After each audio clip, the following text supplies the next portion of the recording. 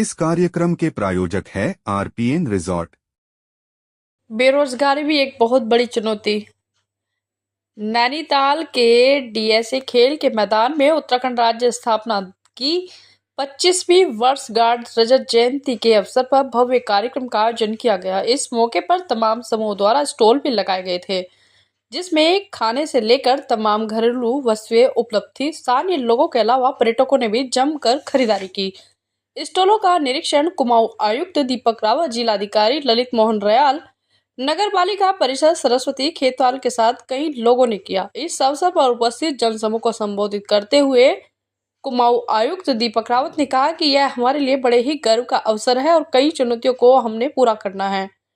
उन्होंने कहा कि यह सबसे बड़ी चुनौती बेरोजगारी है, जिसे दूर करना हमारा मकसद रहेगा। सरकार इसमें पहल कर रही है।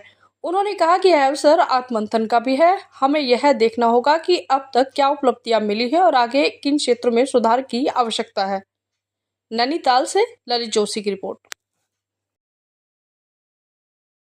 तो राज्य स्थापना की 25वीं वर्षगांठ की आपको हार्दिक शुभकामनाएं। आपने बिल्कुल सही कहा, ये अचीवमेंट को महसूस करने का समय भी है, लेकिन साथ ही साथ एक आत्ममंथन का समय भी है कि हमारे सामने आगे किस प्रकार की चुनौतियां होंगी। मुझे लगता है फ्यूचर में जो बड़ी चुनौतियां उत्तराखंड फेस करेगा, उसमें रैपिड अर्बनाइजेशन जो हो रहा है, शहरीकरण, ये एक बड़ी चुनौती होगी। सेकेंडली, हमारा जो इकोलॉजी का बैलेंस है, ये भी एक बड़ी चुनौती होगी।